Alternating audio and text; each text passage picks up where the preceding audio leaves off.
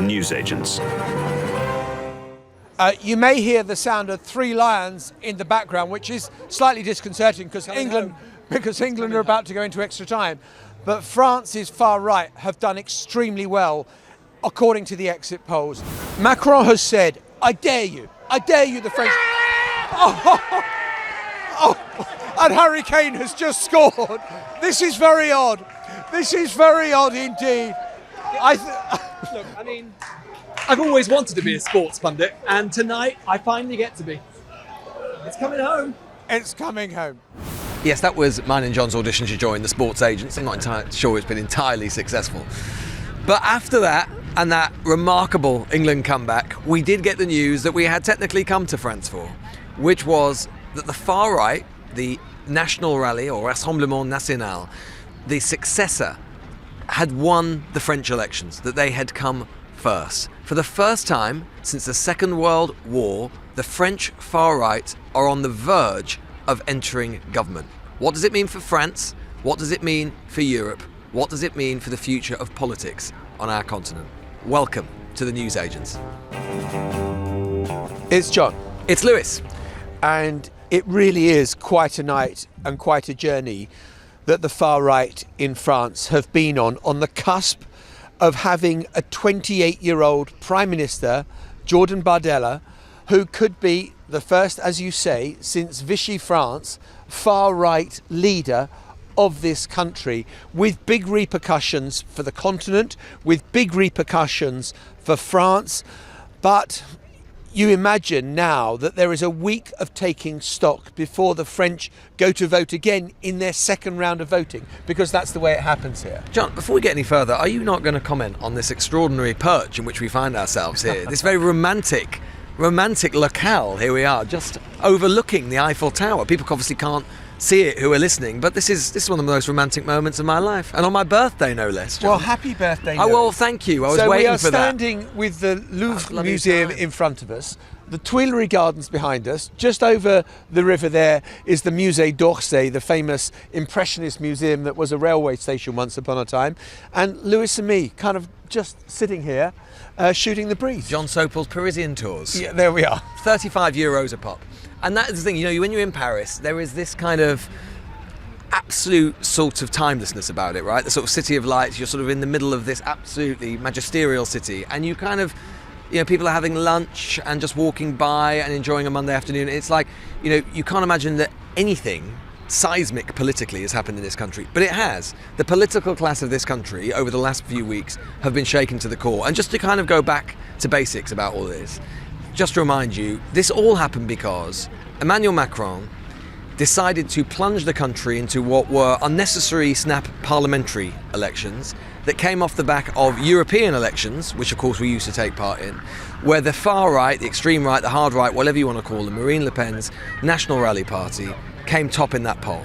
And the idea for Macron, I mean, there was lots of speculation as to kind of like what Macron was up to, but the general assumption was that he was trying to kind of stem their momentum by trying to have elections that surprised everybody, and if they did worse than everyone thought, that would stem their momentum to prevent what Macron would prove would be the ultimate calamity, which is Marine Le Pen wins the French presidential election of 2027, which in many ways would be the kind of absolute a body blow to all of Macron's political ambitions and project, because all he's ever really wanted to do, or the main thing he's ever wanted to do, is prepare France for a more globalised world, to integrate it further into the European project. And Marine Le Pen, as an ardent nationalist, whatever else she is, she's an ardent nationalist, would put a brake on all of that. Look, Marine Le Pen represents a party that is anti-immigrant, it is Eurosceptic, it is nationalist, it has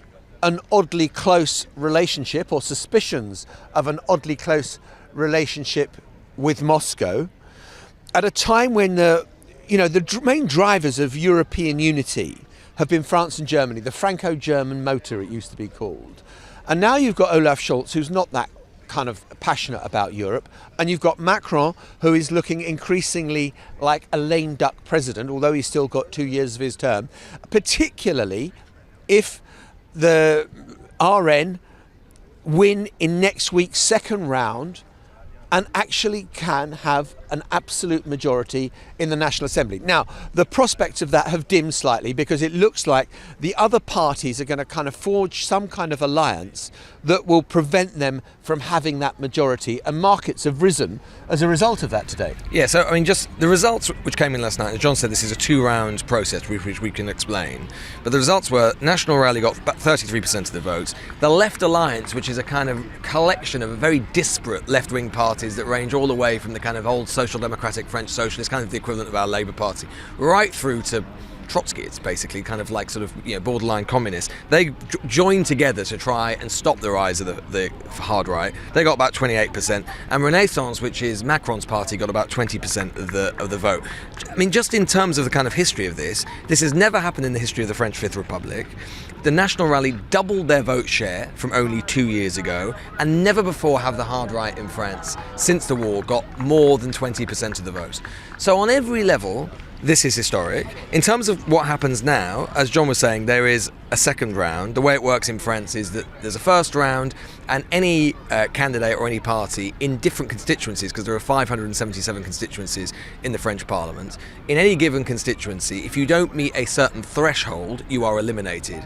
And what happens then is, essentially, the parties kind of discuss amongst themselves, in terms of who is opposing the hard right, who is the candidate or which party is most likely to be able to defeat the hard right in this case, usually by just having one opposing party per constituency. But that is going to be difficult to do this time because the results are so messy, because in so many places it's a three-way contest. Actually getting a agreement between, say, the left-wing parties and Macron's Renaissance party about who is going to stand down in each place is going to be difficult. So you have this thing called, well, we were just discussing how to pronounce it in a French accent, but we can't get there. So a triangulation, basically. You end up having a three-way contest per constituency, which is messy. So the results for next week are potentially unpredictable. What is without doubt is that the far right have done extremely well, and so far at least, the Macron gamble appears not to have worked. So it looks like there are going to be, of those 577 constituencies, 300 where it potentially could be a three-way race for who is going to win. I think that what they're trying to do is to establish it that the centre and the left will form one alliance against the RN, so that it's just one party fighting the RN, and there can be unity.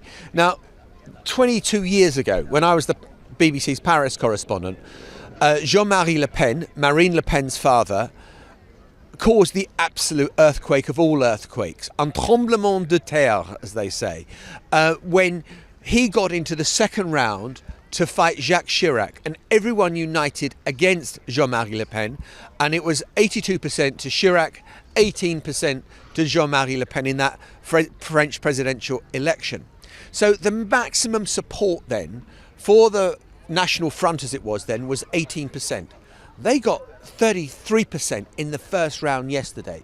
The transformation, the growth of far-right politics in France has been steady, and it has been remorseless, and it is putting the fear of God into an awful lot of people who support the Fifth Republic. Yeah, and it also depends on, I mean, we talk about the Republican Front. This is the idea that has long pedigree and long history in France, going all the way back to the 1930s, on Léon Blum, of mainstream parties defending the Republic and defending the principles of the Republic against the far right.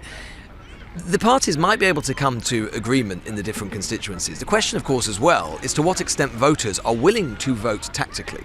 Because there's been some polling done recently which shows that, you know, depending on which party it is, actually, some voters for some parties actually are far less fussed about keeping the far right than others, which you can imagine. And so it all depends on voter preferences. And in terms of kind of like why this matters, I mean, John, you've alluded to it already. Look, like, we've seen the growth of hard right and far right parties across the continent of Europe in all sorts of different countries. It matters more in France and Germany than anywhere else because, as you say, John, France and Germany are the motor of the EU. They are the anchor of the European project. They are the countries that have long pushed for EU integration, for further economic and political integration of the European continent.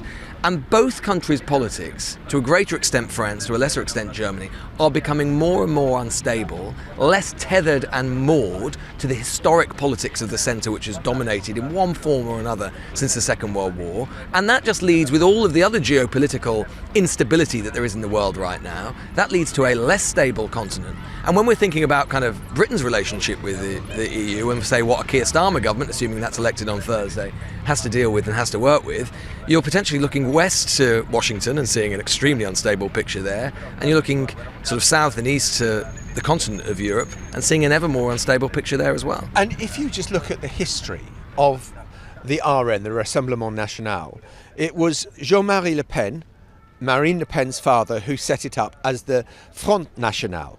It was set up with another guy called Pierre Bousquet, who had been part of the Waffen-SS in the Second World War. Jean-Marie Le Pen referred to the Holocaust, to the gas chambers, as a mere detail of history.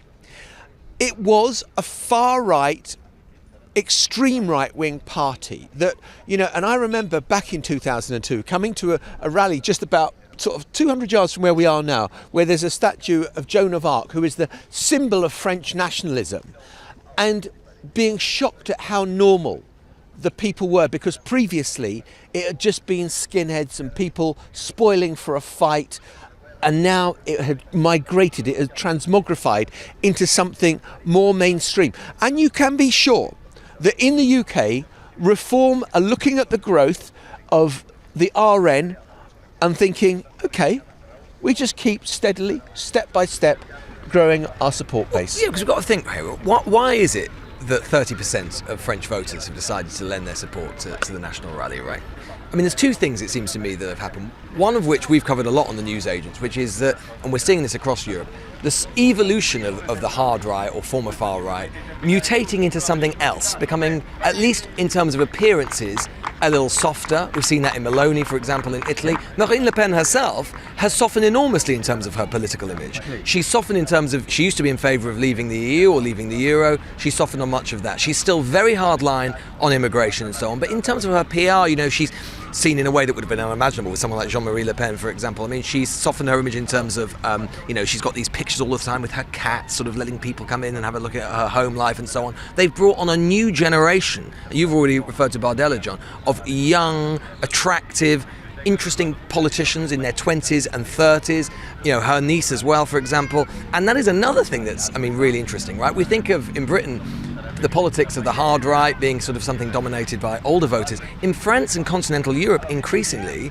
you're seeing the bedrock of hard right support with parties like the National Rally being younger voters who have been dogged by unemployment, economic problems, and that is the sense of dislocation, economic dislocation and economic injustice that Marine Le Pen and others have been targeting remorselessly. So what you've seen in France is a potential kind of portent or glimmer of, who knows, maybe a politics to come in the UK, which is, we've seen in France over the last 10 years, the big story has been the collapse of the centre-left, the collapse of the centre-right, and now a hardened, polarised form of politics between the hard right and more extreme left. And let's not forget, it was Macron who did that. It was Macron, when he was first elected in 2017, who smashed French politics by smashing those old historic parties, basically, and coming in saying, I'm the one who can save the Republic from this guy. He is seen to have failed. He is deeply unpopular. People associate him with being elitist, politically elitist, out of touch. And into that vacuum, as I say, that he destroyed of those old centre-left and centre-right parties,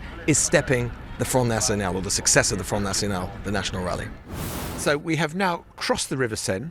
We are in a courtyard of the University Sciences Po, one of the foremost academic institutions of France. And in a moment, I'm going to talk to one of the professors of political science here about the kind of history and what this means for France's place in Europe. But a little earlier, I went to the headquarters of More in Common in France. And if that sounds familiar, you're used to hearing Luke Trill on the podcast. He's our regular pollster from More in Common. Well, a little earlier, I spoke to his counterpart in Paris, Laurence de Nervaux, about last night's result. So I'm sure most of your listeners have right now very much focused on the elections in the UK, of course, which are extremely important. But what happened last night in France was also historic and momentous. Last night was the results of the first round of our parliamentary elections, and perhaps I should explain a bit, because our parliamentary elections in France work a bit differently than in the UK. But basically, to give you the results straight away, the National Rally, so the extreme right party led by Marine Le Pen, came out first with 31% of the votes. And then the left-wing coalition got 28%, and Macron's bloc only got 20%. So it was a disaster for Macron. He gambled and he lost. Yeah, it's that's what happened, yes. But that's only the first round, and that's where very high uncertainty remains for the second round, because the way our parliamentary elections work is quite different to your system first past the post in the UK. In France, so in the first round, one candidate per party running, so many candidates. In the second round, the candidates who can qualify have to get over 12.5% of registered voters, that is not of actual votes.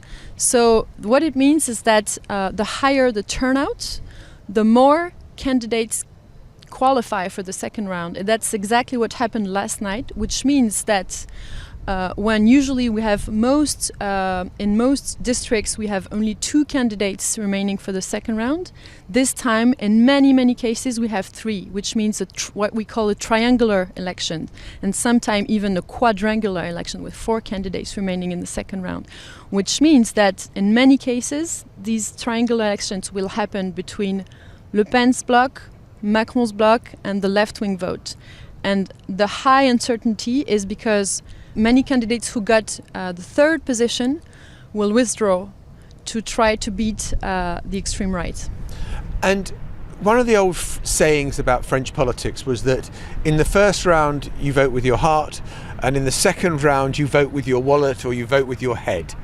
Do you think there will be a substantial difference between the first and second rounds?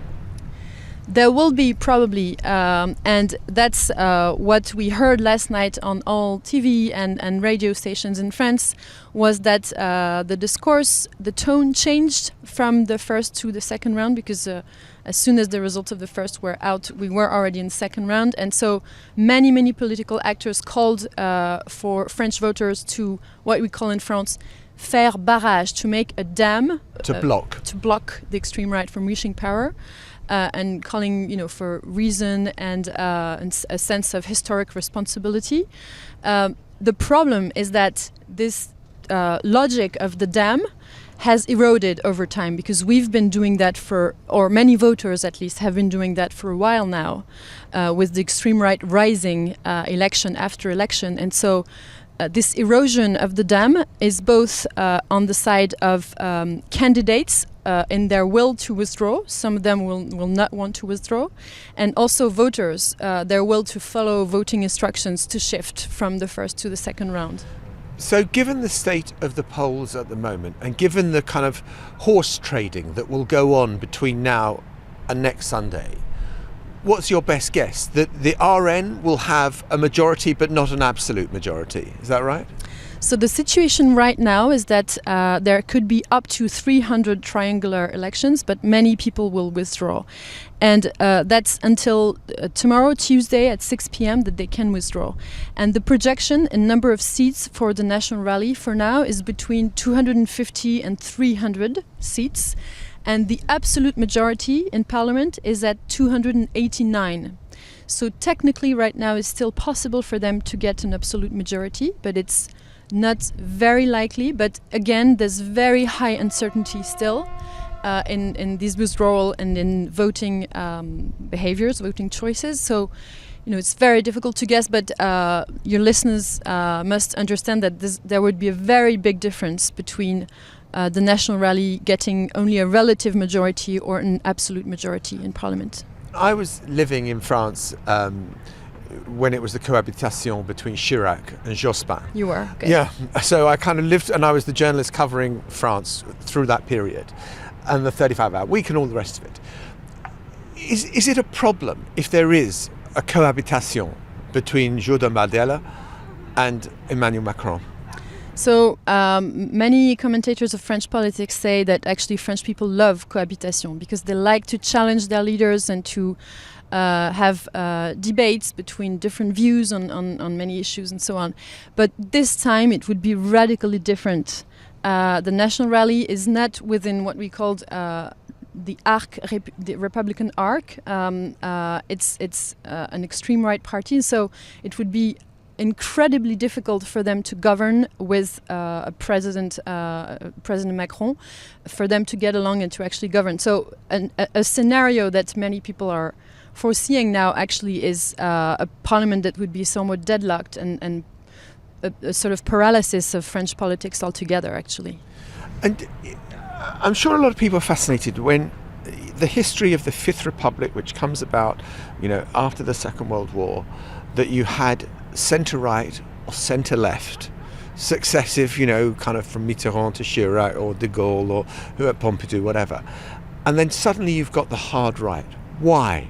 Why is the hard right, the far right, making such inroads? Yeah, well, it's a movement that's not only in France, of course, as you know, and that we've seen in many European countries and further in the US and Brazil, that populist trend of the extreme right building on a lot of resentment around the inequalities that came from globalization. It's not so much around unemployment in France, because actually Macron has managed to improve the situation a lot on that front, but there are tensions around housing and of course the cost of living and inflation issue that's top of mind for the French, and that's the number one priority. And the National Rally has very well managed to tell French people that that would be also their first priority, and that they're not just an anti-immigrant party, but also pro-purchasing power, and would be helping people in their daily life. This expression of daily life is one that Jordan Bardella uses a lot.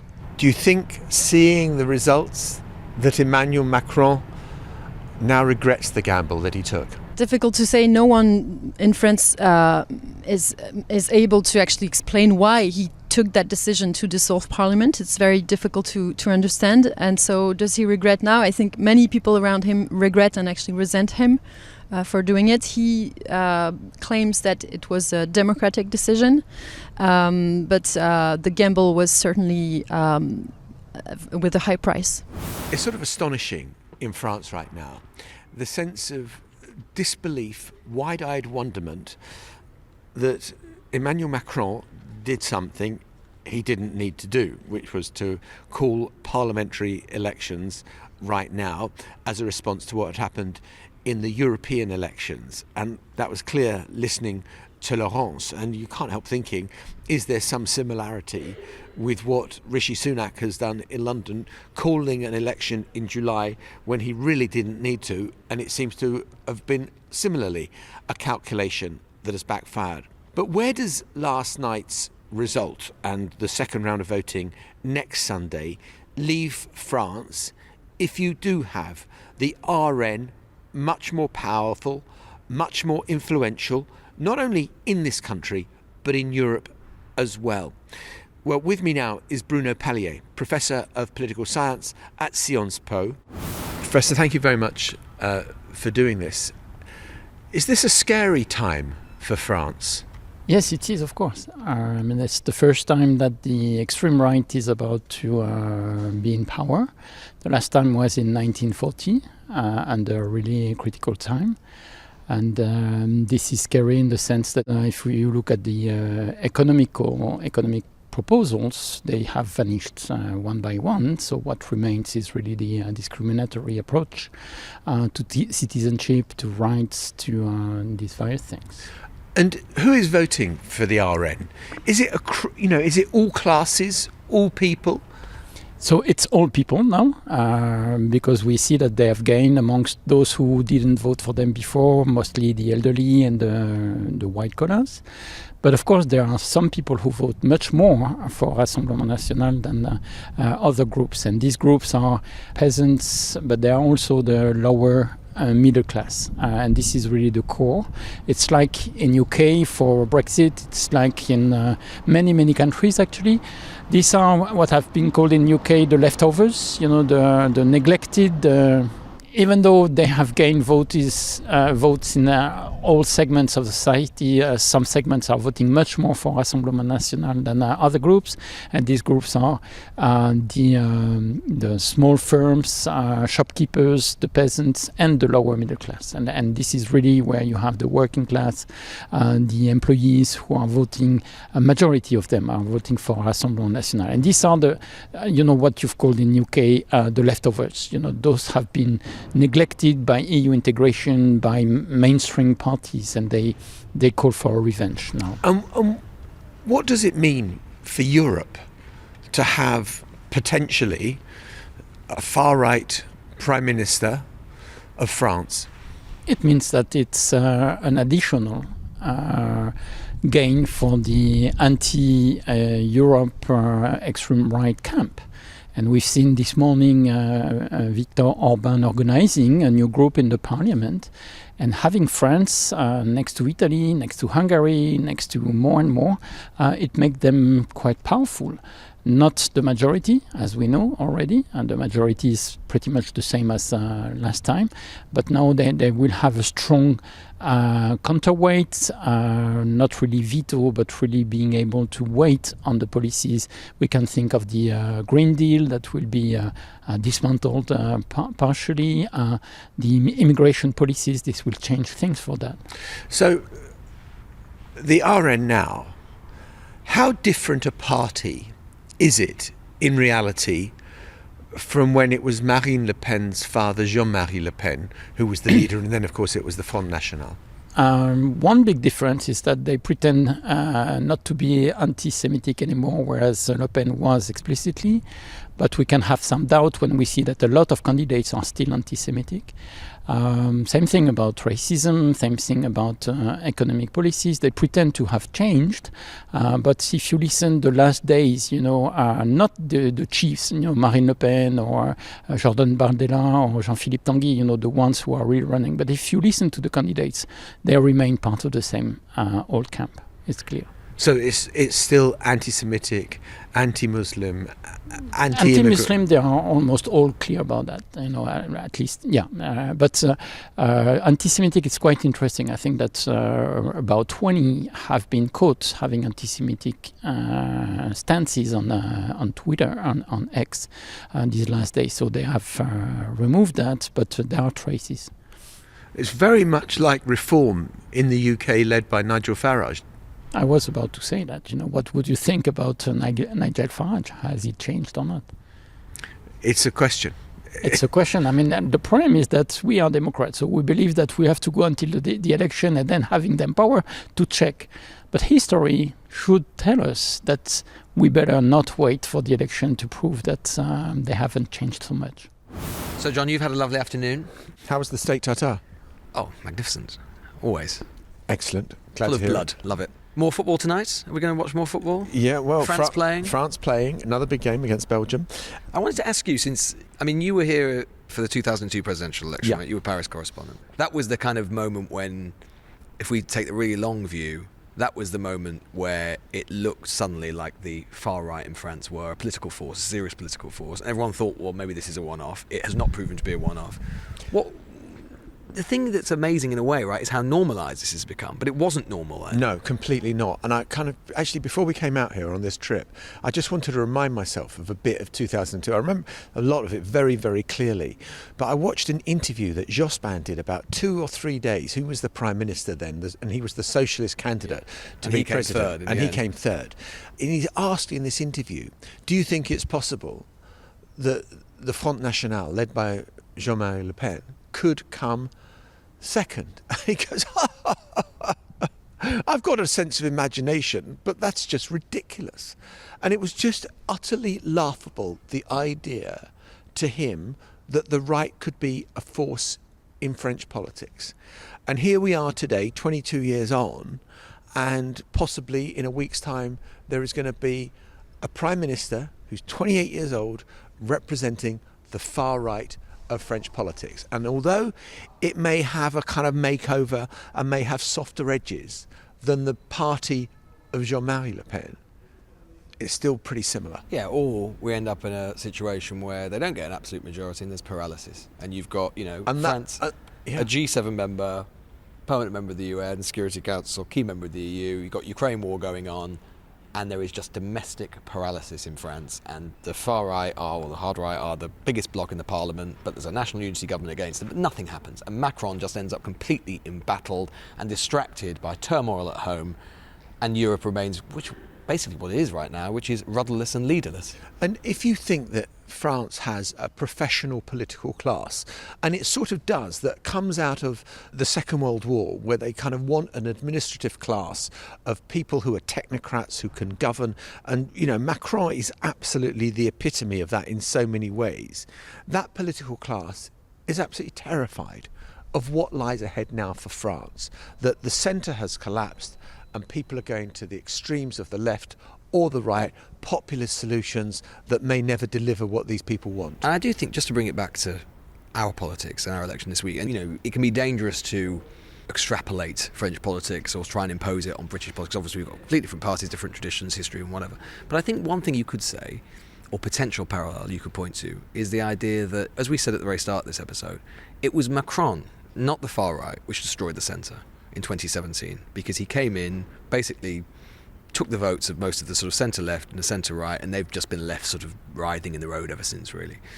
And you can imagine a situation in which, if this big massive Labour majority happens and the Conservative Party is reduced to a rump force, which we've been talking about all the time, then you can kind of sort of see Starmer almost as a Macron type figure, not in his temperament or personality, but in the sense that he will have been given this huge mandate to try and deliver. And if he cannot deliver, and I think he's acutely aware of this, if he can't deliver and is not seen to deliver in terms of addressing those political and economic and social questions, which are bedeviling British politics and French politics, immigration too, then he can end up in exactly Macron's situation, which is that, the Conservative Party, the centre-right, is radicalised, as has happened in France, and he is unable to withstand, like Canute, the rising tide. Well, it's not just the Conservative Party that needs to be concerned about Nigel Farage. It may be the Conservative Party now, and Nigel Farage may be a huge friend of the Labour Party for splitting the vote in all those red wall seats that allow Labour to come back in. But at the next general election, if the right are even more powerful, if they have become established a kind of beachhead in Parliament, the idea that Farage is only a threat to the Conservative Party in British politics is wrong. And just as Marine Le Pen is a threat to all sides in French politics, so it could be. Not definite, and as you say, Lewis, completely right to point out that we've got different political systems, different voting systems, different kind of trigger points and histories. But, people should be aware of the risk. Yeah, well, the parallel ultimately is that if you destroy a political order, either consciously or willingly, or it just happens around you, to quote Blair, the pieces are in flux, soon they will settle again. And you don't know how they're going to settle. You create chaos or disorder, again, through political success, as Macron did, as Starmer is about to do. But suddenly the old order, the old familiar hallmarks of how we do politics are disrupted and new forces can fill them. That happened in France, it could happen in Britain. Yeah, anyway, tomorrow we will be back in our usual place, and all we'll have missed is Ed Davey bungee jumping. Do you know what bungee jumping is in French, John? Saut de bungee. Almost saut élastique. Élastique. Saut élastique. I can't say the double L. Élastique. Élastique. Yeah. Voilà. Au revoir, à demain, à Londres. Good luck, Ed. In whatever you choose to do next. Bye-bye. Bye. The Newsagents. This is a Global Player original podcast.